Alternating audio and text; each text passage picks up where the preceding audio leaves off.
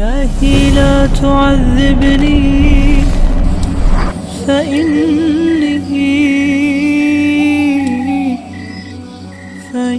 إن الحمد لله والصلاة والسلام على رسول الله أما بعد আল্লাহ তাআলা পবিত্র কালামে মাজিদ ইরশাদ করেন আলহাকুমুত তাকাসুর হাত্তা যুরতুমুল মাকাবির। দুনিয়ার প্রাচুর্যতা, দুনিয়ার অধিক পরিমাণ ভোগ সম্ভার তোমাদের গাফিল করে রেখেছে। এমনকি এই গাফিল অবস্থাতেই তোমরা কবরে চলে আসো। আল্লাহ তাআলা আরও বলেন কুল ইন্নাল মাউতাল্লাযী তাফিররুনা মিনহু ফাইন্নাহু মুলাকীকুম সুম্মা তুরাদ্দুনা ইলা আলিমিল গায়বি ওয়াশ শাহাদাহ ফায়ুনাব্বিউকুম বিমা কুনতুম তা'মালুন। বলুন, তোমরা যে মৃত্যু থেকে পালায়ন পর সেই মৃত্যু অবশ্যই তোমাদের মুখোমুখি হবে, অতঃপর তোমরা অদৃশ্য দৃশ্যের জ্ঞানী আল্লাহর কাছে উপস্থিত হবে। তোমরা ইতিপূর্বে যা করতে সেসব কর্ম সম্পর্কে তিনি তোমাদের জানিয়ে দিবেন। আবু হুরায়রা রাদিয়াল্লাহু তাআলা আনহু থেকে বর্ণিত, তিনি বলেন রাসূলুল্লাহ সাল্লাল্লাহু আলাইহি ওয়াসাল্লাম ইরশাদ করেছেন আকফিরু যিকরা হাযিমিল লাযযাতি আল মাউত। তোমরা দুনিয়ার স্বাদ আহ্লাদ নিঃশেষকারী মৃত্যুকে বেশি বেশি করে স্মরণ করো।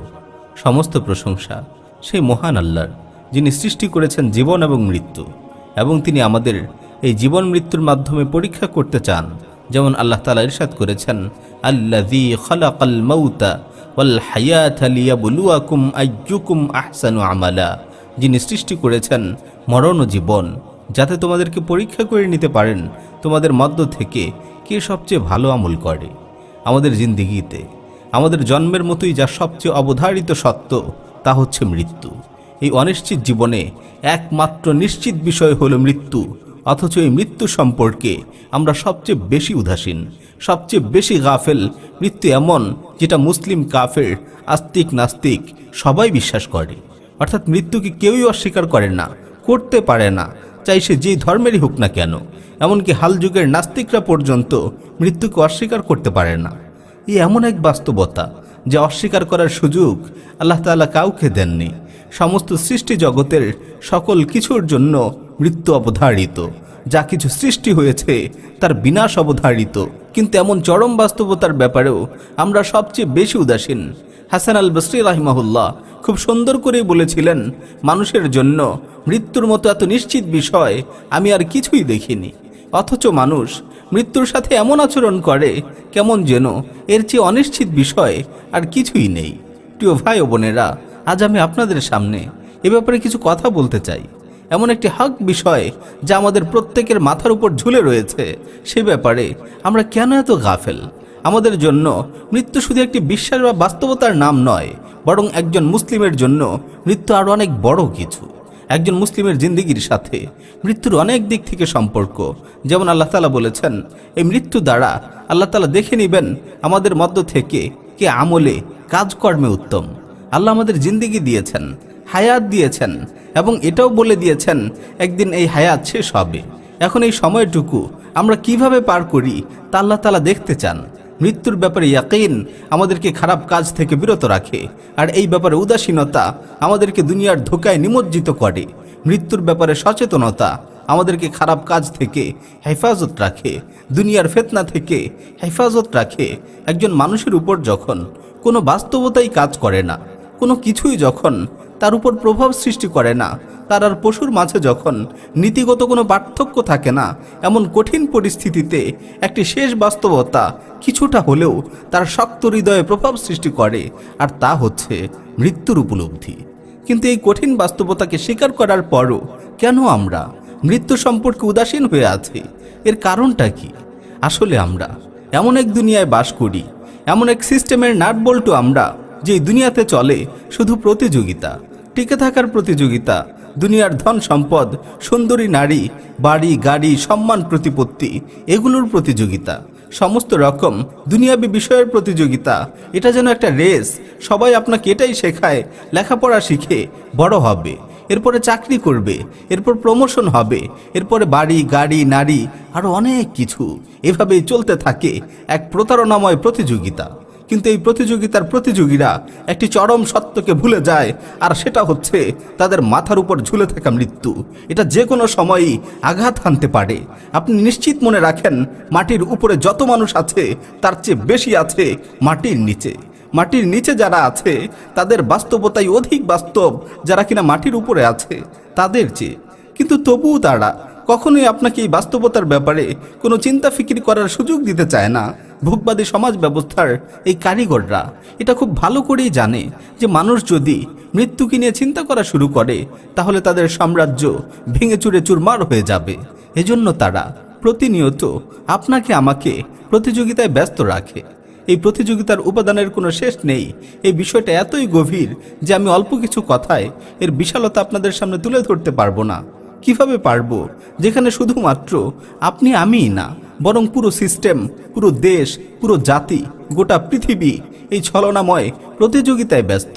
তারা আপনাকে সব কিছু বলবে, আপনার জীবনের প্রত্যেকটি ধাপে তারা আপনাকে কিছু না কিছু অফার করবে, কিন্তু তারা আপনার যেই বিষয়টি নিয়ে কথা বলবে না তা হচ্ছে আপনার মৃত্যু। কেন? কারণ আপনি যখন মৃত্যুকে বাস্তবতায় নিয়ে আসবেন তখন আপনার সমস্ত কিছু পরিবর্তন হয়ে যাবে। আপনি জানেন আপনি আজ আছেন, কাল নাও থাকতে পারেন, তাহলে কেন আপনি 500 টাকা লাভ করার জন্য আরেকজনকে ঠকাবেন? আপনি জানেন আপনি আজ আছেন কিন্তু 7 দিন পর নাও থাকতে পারেন, তাহলে কেন আপনি ব্যাংক লোন নেবেন, হোম লোন নেবেন, কার লোন নেবেন? না, আপনি নেবেন না, কখনোই নেবেন না, কারণ আপনি মারা যাচ্ছেন আর মাত্র 7 দিন পরেই। আপনার কি কাজ লোন নিয়ে? আপনার কি কাজ 3 তলা থেকে 5 তলা বানিয়ে? আর সবাই যদি এমনভাবে মৃত্যুতে বিশ্বাসী হয়ে যেত তাহলে এই ভোগবাদী সমাজ ব্যবস্থার কি হতো বলেন তো? কি হতো আজ ব্যাংক ইন্ডাস্ট্রির, কিংবা কি হতো আজ রিয়েল এস্টেট ইন্ডাস্ট্রির, সারা দুনিয়ার এই সর্বাগ্রাসী প্রতিযোগিতার কি হাল হতো একবার ভেবে দেখেছেন? আর প্রতিযোগিতায় যদি না হবে তাহলে পাপ হবে কিভাবে? শয়তান মানুষকে ধোঁকা দিবে কি দিয়ে? জাহান্নামের রাস্তায় শুধু ডাকলেই তো শয়তানের হবে না, আমাদেরকে জাহান্নামের রাস্তার দিকে হাঁটাতেও হবে। কিন্তু তা কিভাবে? কারণ আমি এবং আপনি আমরা তো নিশ্চিত মৃত্যুতে বিশ্বাস করেছি এবং সেই অনুযায়ী আমাদের জীবনের পরিকল্পনাও করে নিয়েছি।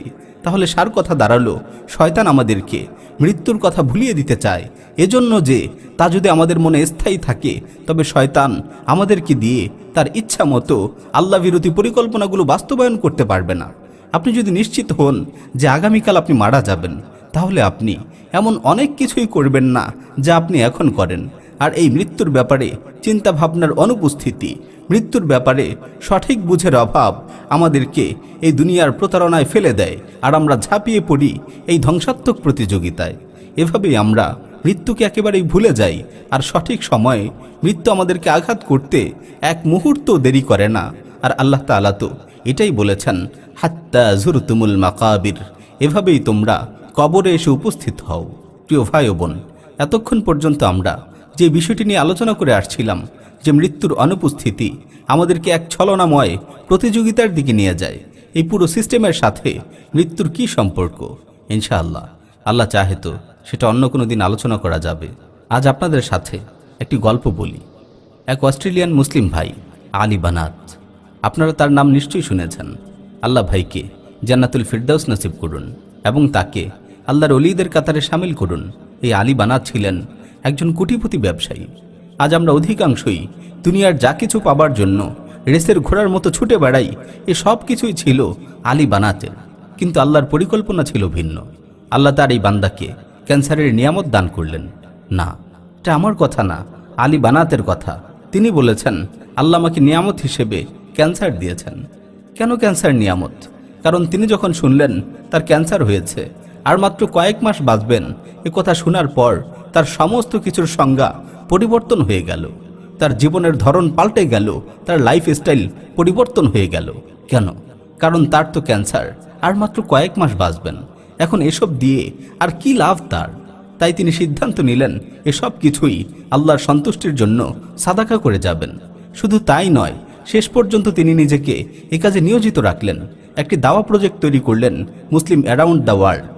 আজ সেই আলী বানাত কিন্তু নেই, কিন্তু তার কাজ, তার সাদাকা, তার দাওয়া ইলাল্লাহ দুনিয়ার বুকে রেখে গেছেন। যতদিন আলী বানাতের এই কাজগুলোকে আল্লাহ তাআলা জমিনের উপর টিকিয়ে রাখবেন, যতদিন আলী বানাতের থেকে উপকৃত একজনও এই দুনিয়ার উপর বেঁচে থেকে আল্লাহর ইবাদত করতে থাকবে, ততদিন আল্লাহ তাআলা আলী বানাতের আমল নামায় তা সাদাকায়ে জারিয়া হিসেবে লিখে দিবেন। আলী বানাত পৃথিবী ছেড়ে চলে গেছেন, কিন্তু এখনো জারি আছে তার নেক আমলগুলো। আল্লাহ তার নেক আমলগুলোকে কিয়ামত পর্যন্ত জারি রাখুন। তবে এই আলী বানাতের গল্প এটিই প্রথম বা এটিই শেষ নয়। আমাদের জীবনে, আমাদের জীবনের প্রতিটি মুহূর্তে আলী বানাতদের গল্প লেখা হচ্ছে। আমি আপনি আমরা প্রত্যেকেই আলী বানাত। প্রিয় ভাইয়েরা, আমি এমন একটি ঘটনা শুনেছিলাম। এক ছেলে অশ্লীলতায় আসক্ত ছিল। সে নিজে তার মোবাইলের মাধ্যমে এমন একটি সাইটে সাবস্ক্রাইব করে রেখেছিল, যেই সাইটে নোংরা কোনো ছবি আসলে তার মোবাইলে অটোমেটিক চলে আসতো। সে আবার এগুলোকে তার বন্ধুদের মোবাইলে ফরওয়ার্ড করে রেখেছিল, অর্থাৎ সে পেলে তার বন্ধুরাও অটোমেটিক পেয়ে যেত। হঠাৎ একদিন সড়ক দুর্ঘটনায় সেই ছেলেটি মারা যায়। সেই ছেলেটি মারা গেছে, কিন্তু তার মোবাইলে এখনও যথারীতি সেই নোংরা ছবিগুলো আসতে থাকে এবং তার বন্ধুদের মোবাইলে সেগুলো ফরওয়ার্ড হতে থাকে। সুবহানাল্লাহ, সে কবরে চলে গেছে, কিন্তু দুনিয়ার উপর রয়ে গেছে তার খারাপ কাজের সিলসিলা।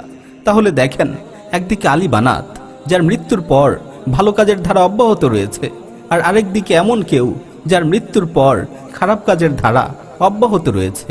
আমাদের এই সমাজে এমন কত উদাহরণ রয়েছে যারা নিজেরা সারা জিন্দেগি পাপের মাঝে ডুবে থাকে। শুধু তাই নয়, অন্যের জন্য পাপের রাস্তা তৈরি করে এবং তার মৃত্যুর পরেও তার পাপ কাজের সিলসিলা চলতে থাকে। এর চেয়েও ভয়ঙ্কর কথা হচ্ছে, আমরা এমন পাপের সিলসিলা দেখে নিজেরাই উদ্বুদ্ধ হই, নিজেদের ভালোবাসার সন্তানদেরকেও এমন পাপের সিলসিলার দিকে ঠেলে দেই।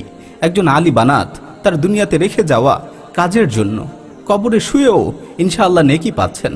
তিনি কবরে শুয়ে আছেন, কিন্তু তার আমল নামায় নেকি যুক্ত হচ্ছে। অন্যদিকে কোনো সুপারস্টার, রক স্টার, সেলিব্রিটি হয়তো দুনিয়া থেকে চলে গেছে, কিন্তু দুনিয়াতে রেখে যাওয়া তার গান কিংবা সিনেমা ইত্যাদির জন্য মৃত্যুর পরও তার আমল নামায় গুনাহ যুক্ত হচ্ছে। সে মরে গেছে, কিন্তু যতবার মানুষ তার গান শুনছে ততবার তার গুনার বোঝা ভারী হচ্ছে। অথচ আমরা মনে করি, আরে এটাই তো সফলতা। দুনিয়ার কত মানুষ তার ভক্ত, কত মানুষ তার অনুসারী, সফলতা তো একেই বলে। কিন্তু আপাত দৃষ্টিতে 50-60 বছর লক্ষ লক্ষ অনুসারীর মন জয় করে যখন সে একদিন অনন্ত জিন্দেগির জন্য কবরে চলে যায়, হায়, তার লক্ষ লক্ষ অনুসারীর একজনও তার সাথে যায় না, একজনও তার কবরের পাশে একটি দিন বসে থাকে না। কিন্তু তার এই আমল তার সাথে ঠিকই কবরে গেছে। হয় তার কবর প্রশস্ত হয়ে গেছে আর শান্তির বাতাস প্রবাহিত হচ্ছে, অথবা তার কবর সংকুচিত হয়ে গেছে আর দাউ দাউ করে আগুন জ্বালিয়ে দেওয়া হয়েছে। কিন্তু আমি বা আপনি এর কোনো খবর রাখি না, রাখার সামর্থ্য আমাদের নেই। হায়, এরই নাম কি সফলতা? প্রিয় ভাই ও বোনেরা আমার, আমাদের এখন একটু সময় নিয়ে ভাবা দরকার, কে আমাদের এই মৃত্যুর ব্যাপারে ভুলিয়ে রেখেছে। শুধু কথার জন্য কথা নয়, লেকচার শুধু শোনার জন্য নয়। আপনার কাছে আমি অনুরোধ করব, আপনারা এখনই একটু সময় নিন, নিজেকে 30 মিনিটের জন্য এই প্রতিযোগিতা থেকে ছুটি দিন আর চিন্তা করুন, কি আমাকে মৃত্যুর চিন্তা থেকে ভুলিয়ে রেখেছে। সেই বিষয়গুলো কি কি, এমন কি কি আমার সামনে আছে যা আমায় মৃত্যুকে দেখতে দিচ্ছে না। আমি যদি আগামীকাল মারা যাই, তাহলে আমার মধ্যে এমন কি আছে যা আমি কবরে নিয়ে যেতে চাই না। আমি যদি আজ রাতে মারা যাই, তাহলে আমার মধ্যে এমন কি আছে যা আমি চাই না আমার সাথে কবরে যাক। আর আমাদের সাথে কবরে যাবে আমাদের আমল, হয় ন্যাক আমল অথবা খারাপ আমল। আমি দুনিয়ার বুকে এমন কোনো পাপ কাজের ধারা রেখে যাচ্ছি না তো, যা আমার মৃত্যুর পরে কবরে আমার আগুনের কারণ হবে? এই প্রশ্নগুলো আমাদের করা দরকার। প্রত্যেক ব্যক্তিরই নিজেকে নিজে এই প্রশ্নগুলো করা দরকার। আমি যদি আজ রাতে মারা যাই আর আমি যদি এই অবস্থাতেই আল্লাহর সামনে হাজির হই, তাহলে আমার মধ্যে এখন কি কি আছে জানি আমি আল্লাহর সামনে হাজির হতে লজ্জা পাবো? রাসূল সাল্লাল্লাহু আলাইহি ওয়াসাল্লাম বলেছেন, যে যেভাবে জীবন যাপন করে তার মৃত্যু সেভাবেই হয়, আর যেভাবে মৃত্যুবরণ করবে সেভাবেই সে পুনরুত্থিত হবে। আজ আমি যদি হিন্দি সিনেমা দেখতে দেখতে মারা যাই, ঠিক এই অবস্থাতেই আল্লাহর সামনে হাজির হব। আমার চোখ এই অশ্লীল ছবির দিকে নিমগ্ন অবস্থায়। প্রিয় ভাই আমার, আল্লাহর কাছে আমরা এর কি ব্যাখ্যা দিব? আর যে মারা যাবে সেজদারত অবস্থায়, সেই অবস্থাতেই আল্লাহর সাথে দেখা করবে। নিশ্চয়ই সমাজ আর শয়তান তো চায় আমরা যেন দুনিয়ার ধোকায় পড়ে যাই আর মৃত্যুকে ভুলে যাই, আখিরাতকে ভুলে যাই। তা না হলে তাদের পরিকল্পনা সফল হবে কিভাবে? কিন্তু আপনাদের কাছে আমার প্রশ্ন, জন্ম আপনার, মৃত্যু আপনার। আপনার কবরে আপনিই থাকবেন, আল্লাহর সামনে আপনিই দাঁড়াবেন, আপনার কাজের ফল আপনাকেই ভোগ করতে হবে। এখন আপনিই পছন্দ করুন, আপনি কি ছলনাময় প্রতিযোগিতার দুনিয়ায় নিজেকে নিমজ্জিত করে দিবেন, নাকি আল্লাহ সুবহানাহু ওয়া তাআলা সূরা তাকাসুরে যা বলেছেন সেদিকে লক্ষ্য করবেন আর নিজের জিন্দেগিকে শুধরিয়ে নেবেন, যেমন আমাদের ভাই আলী বানাত শুধরিয়ে নিয়েছিলেন।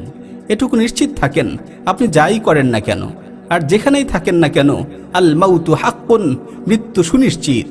এখন পছন্দ আমার এবং আপনার, হয় আমরা মৃত্যুকে ভুলে যাব আর দুনিয়ার প্রতিযোগিতায় মেতে উঠব এবং মৃত্যু তার সঠিক সময়ে আমাকে পাকড়াও করবে এবং শয়তান আমার দিকে তাকিয়ে তার সমস্ত মিথ্যা প্রতারণা নিয়ে বাতাসে মিলিয়ে যাবে পরবর্তী শিকার ধরার জন্য, এবং আমি আল্লাহর ক্রোধ এবং অভিশাপ নিয়ে অন্ধকার কবরে নিক্ষিপ্ত হব।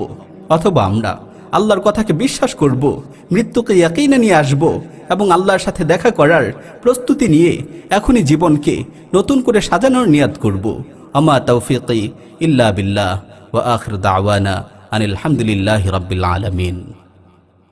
يا أيتها النفس المطمئنة ارجعي إلى ربك راضية مرضية يا أيتها النفس المطمئنة